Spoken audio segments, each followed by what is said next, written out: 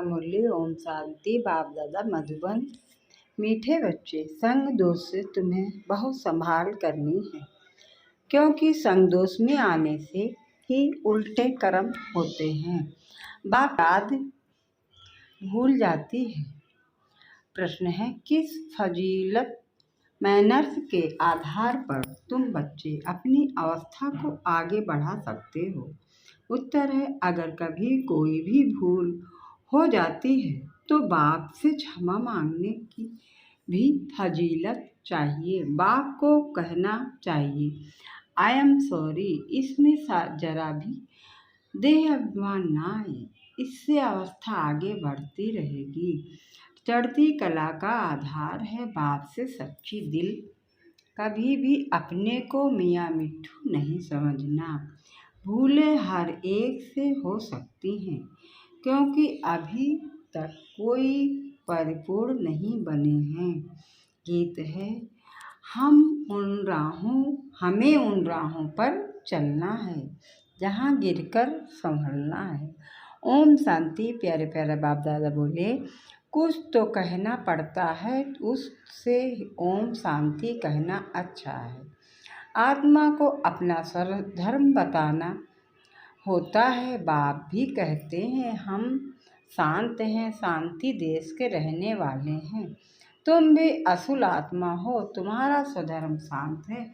सारी दुनिया शांति शांति करती रहती है, परंतु शांति किसको कहा जाता है यह कोई नहीं जानते। समझते हैं कि यह लड़ना झगड़ना जो चलता है वह शांत हो जाए, परंतु वह शांति तो कोई नहीं काम की नहीं। घर में स्त्री पुरुष होते हैं, कोई तो झगड़ते हैं, कोई झगड़ते नहीं हैं, वह कोई शांति नहीं हुई क्या? शांति और चीज है। शांति तो आत्मा का स्वधर्म है। वैसे ही बाप शांत आत्माओं का बाप कौन है? परम पिता परमात्मा। उनका धर्म क्या है? उनका भी धर्म है शांत। परम पिता परमात्मा शांत देश में रहने वाला है। हम भी शांत देश के रहने वाले हैं। कोई भी आए तो बोलो, तुम्हारा स्वधर्म हो तो शांत है ना? तुम असल वहाँ के रहने वाले हो, यहाँ आए हो पाठ बजाने। शरीर द्वारा पाठ तो बजाना ही है। शांति के लिए वास्तव में जंगल आदि में जाने की भी दरकार नहीं है। आत्मा को अपने स्वधर्म का पता है। आत्मा थक जाती है तो रात को अशरीरी हो शांत हो जाती है। रात को कितना सन्नाटा रहता है, सुबह होने से आवाज़ शुरू हो जाता है। वह तो हुई हद की रात और दिन। अभी तो बेहद का रात और दिन और रात। आत्मा 84 जन्मों का पाठ बजाकर थक जाती है, इसलिए कहते हैं अब वापिस शांति धाम जाना है। बाप भी कहते हैं, शांति धाम और सुख धाम को याद करो। सुख धाम में बैठ थोड़े ही याद किया जाता है, याद किया जाता है दुख धाम में, अशांति धाम में। तो अब बाप कहते हैं, बच्चे अब नाटक पूरा हुआ है, तुमको घर चलना है। फिर तुम्हारे लिए शांति भी है तो सुख भी है। बाप कहते हैं, मैं पंडा हूँ, तुमको वापिस सच्ची यात्रा पर ले जाने आया हूँ। शांति धाम का पंडा एक बनता है, वह उनके बच्चे बनते हैं। एक से तो काम नहीं होगा।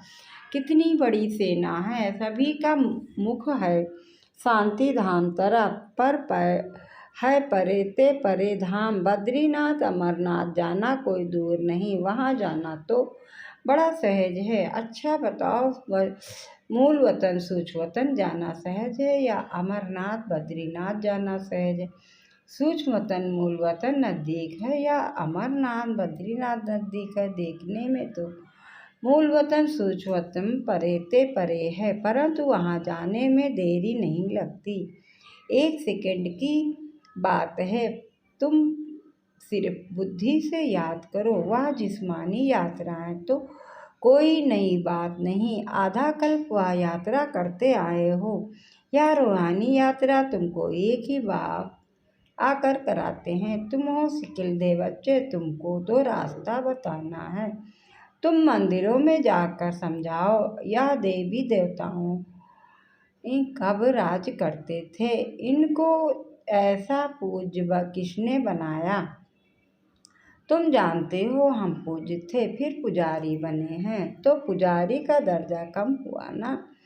पूज ऊंच है, बाप पूज बनाते हैं। तुम पूज्य देवी देवता थे, फिर पुजारी बने। अब पूजा को छोड़ फिर पूज बनना है।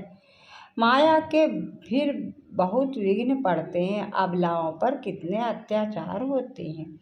और यात्राओं पर जाने अथवा मंदिरों में सत्संगों में जाने के लिए कोई रोकते नहीं। यहाँ पुजारी से पूज बनने में माया कितना हैरान करती है। घड़ी घड़ी गिर पड़ते हैं, बहुत करके गिरते हैं काम के गड्ढे में। बाप कहते हैं मूत पलीती मत बनो, इसमें संभालना है। सबसे गंदा है कामचिता पर चढ़ना, विषय सागर में गोता खाना। बाप कहते हैं बच्चे, काम महाशत्रु है, इसलिए कभी भी विकार में जाने का संकल्प भी नहीं करना, इससे ही गंदे बन पड़ते हैं। ऐसे मत समझो। यहाँ जो आते हैं तो उनकी बुद्धि विष से निकल जाती है। कोई कोई ऐसे भी हैं जो एक दो को देखते हैं तो अंदर तूफान चलता है। गंदा बनने के लिए बाप कहते हैं कभी गंदा नहीं बनना, कोई का पीछा नहीं करना है, कभी विकार में गिरने का पुरुषार्थ नहीं करो। बाप इससे बचाते रहते हैं। संभालने और गिरने की कितनी भेटी चलती है। माया कितना तूफान मचाती है। कितना अच्छा वफादार आज्ञाकारी सर्विसफुल बच्चा था। माया ने ऐसी चमाट मारी जो एकदम खत्म हो गए, मर गए। यह ड्रामा गंदा माया बनाती है। आधा कल्प दुख देने वाली माया है। बाप नहीं मुफ्त में दोष धरते हैं कि ईश्वर ही सुख देते हैं। ईश्वर को बाप नहीं समझते। परमात्मा कभी किसको दुख कैसे देंगे। परमात्मा दुख दे तो बाकी मनुष्य तो एक दो में बड़ा ही दुख देंगे। बाप समझाते हैं तुम ही अपने लिए ऐसे कर्म बनाते हो, संग दोष में भी उल्टे कर्म कर लेते हो, बाप को भूले जाते हो। साधारण है ना, तो बच्चे भूल जाते हैं। बाप तो शिक्षा अच्छी दे ही देंगे, परंतु उसको भूल जाते हैं। बाप समझाते हैं योग पूरा नहीं है, ऐसे मत समझो। भाषण करने वाले पंडित की एक कथा है ना, औरों को कहा राम राम कहने से नदी पार हो जाएंगे, खुद पार हो ना सका, बोला बोट नाव ले आओ तो चले। जो खुद कहता था वह कर नहीं सका। सिर्फ कहना नहीं है परंतु करना है। कथनी करनी रहनी सब समान हो, इसलिए बाप को मत भूलो। बाबा अभूल बनाते हैं। बाप कहते हैं कोई भी भूल हो जाए तो आकर माफ़ी मांगो, आई एम सॉरी समझो। बाप शिव बाबा कहते हैं यह तुम्हारी भूल है। अच्छा बाबा हम क्षमा चाहते हैं। यह भी अच्छे अच्छे बच्चों में फजीलत नहीं रहती है। इतनी बड़ी भूल की माफ़ी तो मांगे। अपने को बहुत मियाँ मिट्ठू समझते हैं। पाप करते हैं तो क्षमा लेनी चाहिए, नहीं तो उसकी वृद्धि होती रहती है। बाप के साथ बुद्धि योग बड़ा अच्छा चाहिए। भल भाषण तो बहुत अच्छा करते हैं, परंतु संपूर्ण कोई बना नहीं है। अंत तक गिरते संभलते रहेंगे। कहते हैं बाबा हमसे यह भूल हो गई, आप क्षमा करना, रहम दिल क्षमा करो। भक्ति मार्ग में सारा दिन क्षमा करते रहते हैं। बाप को कहते हैं क्षमा करो। धर्मराज द्वारा फिर दंड नहीं दिलाना, इसलिए खबरदारी बहुत चाहिए। ऐसे मत समझो कि हम 16 कला संपूर्ण बन गए हैं। नहीं, बहुत बच्चे लिखते हैं बाबा, अशुद्ध स्वप्न बहुत आते हैं बाबा की याद ही नहीं ठहरती। मियाँ मिट्ठू नहीं बनना है, अंत में 16 कला संपूर्ण बनेंगे। अभी तो ग्रहण लगा हुआ है, तुम्हारी वह अवस्था आनी है। यहाँ बैठे बैठे उड़ते रहेंगे। आत्मा को खींच होती है, क्योंकि कल्प की थकी हुई है तो आतुर वेला जल्दी होती है। जल्दी जल्दी जाऊं, परंतु लायक भी बनना पड़े ना। कोई तो यहाँ ही घूमने फिरने, जेवर पहनने आज में खुश हो जाते हैं, फिर दुखी होते हैं तो कहते हैं नाहक बाबा को छोड़ा। अच्छा, फिर हिम्मत करो, कुछ सीखो। अपकार करने वालों पर भी उपकार करना है, परंतु ऐसे भी नहीं और भी ही माथा खराब कर दें। माया गिराती है, बाप उठाते हैं। मंजिल है ऊंची और यह है सारी बुद्धि योग की यात्रा। पुरुषार्थ में टाइम लगता है, लक्ष्य तो बहुत सहज है। 1 सेकंड में तुम जीवन मुक्ति के अधिकारी बन जाते हो। एक बार बाबा कहा, फिर भूलते क्यों हो? निश्चय है, बाबा से स्वर्ग का वर्षा लेते हैं, फिर गिरते क्यों हो? याद कर संभलते क्यों नहीं हो? अच्छे अच्छे बच्चे भूल जाते हैं, फिर और ही डिस सर्विस होती है। सर्विस भी गुप्त है तो सारी डिस सर्विस भी गुप्त है। दुनिया को क्या पता किसमें कोई भी भूत प्रवेश होगा। वह अशुद्ध सोल का प्रवेश है तो वह भी नुकसान कर देते हैं। मायावी सोल प्रवेश कर लेती है, भल ज्ञान है, परंतु परिपूर्ण कोई नहीं है। कोई न कोई खामी रहती है, तो डर होना चाहिए। हमको बाबा की श्रीमत पर चलना है। अगर श्रीमत पर ना चलें तो कोई भ्रष्ट काम किया तो पद भी भ्रष्ट होगा और सजाएं भी बहुत खाएंगे। कर्मों का फल यहाँ भी बड़ा कड़ा भोगना पड़ता है, इसलिए कर्मातीत अवस्था का पुरुषार्थ करना है। बाबा के साथ बड़ा सच्चा रहना है। सबका शिव बाबा से कनेक्शन है। सेंटर सब शिव बाबा के हैं। हमारा सेंटर फिर कहाँ से आया?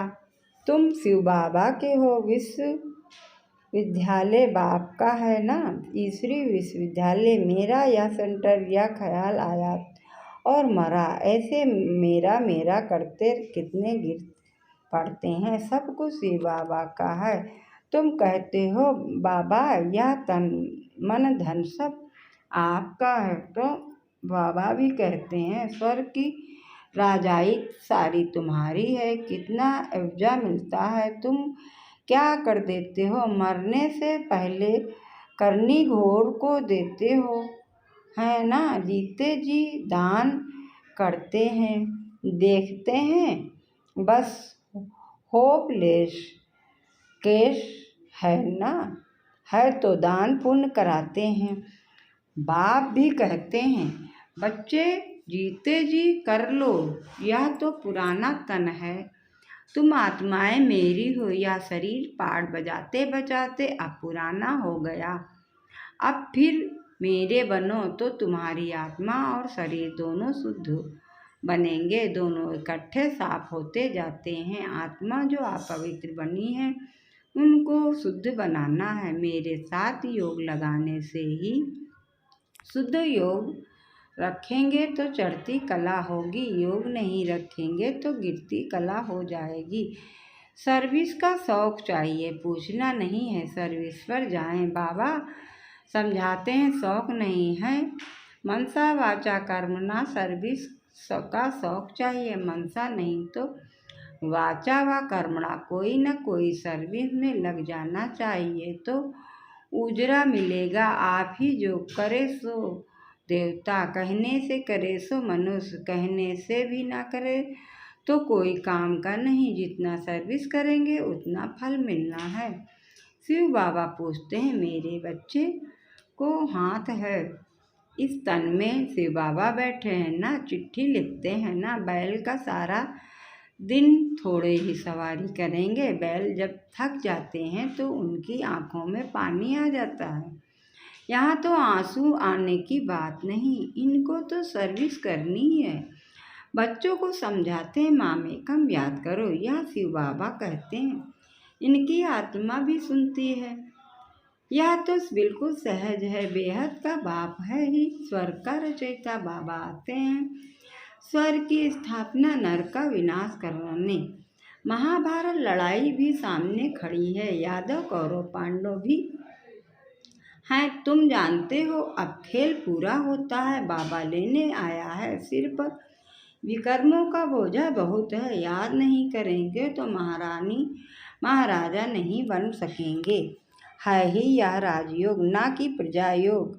योग पूरा नहीं लगाते हो तो प्रजा बन पड़ते हैं। कहते हैं, बाबा हम पूरा वर्षा लेंगे तो सर्विस का शौक चाहिए, लिखकर पूछ सकते हो।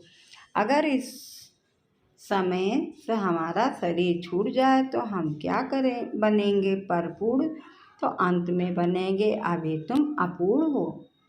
अपनी अवस्था की जांच करनी है। हम कितना बाबा की सर्विस पर हैं, कितना आज्ञाकारी वफादार हैं, कितना सर्विस के लिए तड़पते हैं कि कोई जाकर जय दान करे। बेचारे बहुत दुखी हैं। यह एक ही सदगुरु है, शांति धाम सुख धाम ले जाने आए हैं। वह गुरु लोग अपने को जगत पिता जगत शिक्षक कह ना सकें, सिर्फ जगत गुरु कहलाते हैं। या तो जगत का बाप टीचर गुरु एक ही है, तुम जानते हो। बाप आया है तो बाप से पूरा वर्षा लो। देह अभिमान अच्छा नहीं है, देही अभिमानी बन बाप को याद करो, फिर तुम्हारी निरोगी काया बन जाएगी। वहाँ तो पवित्रता सुख शांति संपत्ति है, अथा संपत्ति है। यहाँ तो देखो पेट के लिए मारा मारी है। अच्छा मीठे मीठे सिक्किल दे बच्चों प्रति माता पिता बाप दादा का याद प्यार और गुड मॉर्निंग। रूहानी बाप की रूहानी बच्चों को नमस्ते। हम सब रूहानी बच्चों की तरफ से रूहानी माता पिता बाप दादा को याद प्यार गुड मॉर्निंग, नमस्ते नमस्ते नमस्ते। धारणा के लिए मुख्तार है। पहली पॉइंट, रूहानी पंडा बन सच्ची यात्रा करनी और करानी है। बुद्धि की बहुत संभाल करनी है, अपने ऊपर बहुत खबरदारी रखनी है। दूसरी पॉइंट है, बाप के साथ सच्चा रहना है, कर्मातीत बनने का पुरुषार्थ करना है। जीते जी सब बाप के हवाले कर सफ़र कर लेना है। वरदान है, अपनी चलन और चेहरे द्वारा सेवा करने वाले निरंतर योगी निरंतर सेवाधारी भव। अपनी चलन और चेहरे द्वारा सेवा करने वाले निरंतर योगी निरंतर सेवाधारी भव। विस्तार से है, सदा इस स्मृति में रहो कि बाप को जानने और पाने वाली कोटों में कोई हम आत्माएं हैं। इसी खुशी में रहो तो आपके यह चेहरे चलते फिरते सेवा केंद्र हो जाएंगे। आपके हर्षित चेहरे से बाप का परिचय मिलता रहेगा। बाप दादा हर बच्चे को ऐसा ही योग समझाते हैं।